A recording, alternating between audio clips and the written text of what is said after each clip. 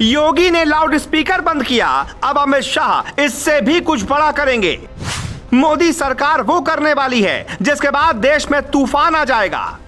मोदी सरकार की ऐसी प्लानिंग जिसके बाद शरिया कानून खत्म होगा।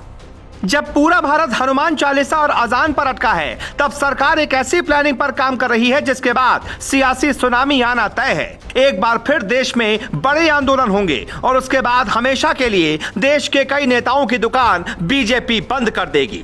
अमित शाह ने सीधा इशारा किया है, हम वो करने वाले हैं जो करना चाहिए। जैसे 370 लागू किया, CAA और NRC लेकर आए, ट्रिपल तलाक को खत्म किया, वैसे ही एक देश एक कानून भी बनाएंगे।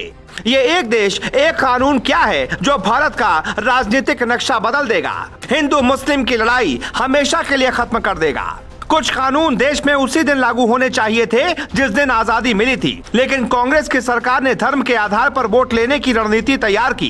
कांग्रेस को वोट मिले, 65 सालों तक राज भी किया, लेकिन देश का क्या हुआ? जब संविधान एक है तो फिर धर्म के आधार पर नियम क्यों बने? पुजारी कहे हमारा संविधान अलग है, हम ऐसा करेंगे। मौलाना कहता है हमारे लिए संविधान नहीं, शरिया कानून बड़ा है। हालांकि अब ये सब नहीं चलेगा। 75 सालों से देश पर जो कानून कांग्रेस ने थोपा, वो अमित शाह और मोदी हटाने जा रहे हैं। मध्य प्रदेश में बीजेपी नेताओं की बैठक लेते हुए अमित शाह ने इसका ऐलान कर दिया है कि अब मोदी सरकार कॉमन सिविल कोड लागू करेगी। तो क्या है कॉमन सिविल कोड, ये बताएं, उसके पहले सुनिए अमित शाह का बयान। CAA, राम मंदिर, अनुच्छेद 370 और ट्रिपल तलाक जैसे मुद्दों के फैसले हो गए हैं। अब बारी कॉमन सिविल कोड की है। उत्तराखंड में common civil code pilot project के तौर पर लागू किया जा रहा है। ड्राफ्ट तैयार किया जा रहा है। जो भी बचा है सब ठीक कर देंगे। आप लोग कोई भी ऐसा काम मत करना जिससे पार्टी को नुकसान पहुंचे। कॉमन सिविल कोड यानी सभी नागरिकों के लिए एक ही कानून। इस समय भारत में शादी, तलाक, संपत्तियों पर अधिकार, जन्म से लेकर मौत तक के कानून अलग अलग धर्मों के आधार पर लागू हैं।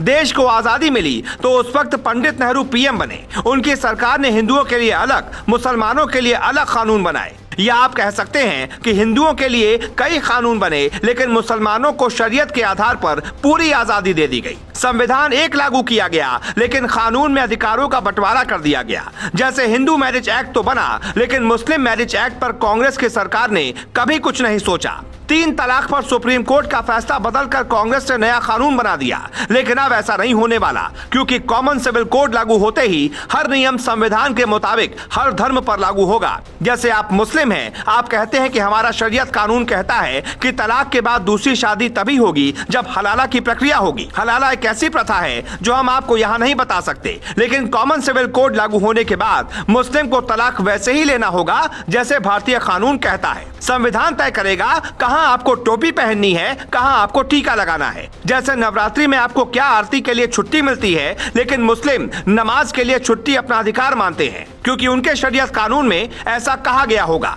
अमित शाह और मोदी मिलकर देश में कुछ ऐसा करने वाले हैं जिसके बाद आप कहेंगे कि अब तो मुद्दा ही नहीं बचा। सालों से बीजेपी के पास 4 मुद्दे थे, राम मंदिर, 3 तलाक, 370 और कॉमन सिविल कोड, जिसमें 3 तो खत्म हो चुके हैं, अब चौथे की बारी है और वो मोदी सरकार 2024 से पहले ही खत्म कर सकती है।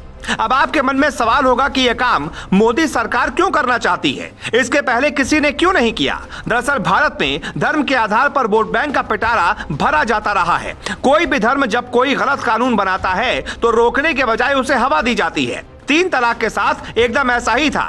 किसी महिला को तलाक के बाद अगर शादी करनी होगी तो उससे पहले हलाला प्रक्रिया से गुजरना होगा। हलाला में ससुर भी बहू के साथ सो सकता है। अब आप बताएं इसका प्रभाव समाज पर क्या होगा। लेकिन ये मुस्लिम पर्सनल लॉ बोर्ड को ठीक लगता है, इसलिए वक्त की मांग है कि कॉमन सिविल कोड लागू होना चाहिए। बीजेपी की इस कदम के बाद तूफान तो आएगा, लेकिन उसके बाद की खामोशी देश हित में होगी। Bureau report, global Bharat.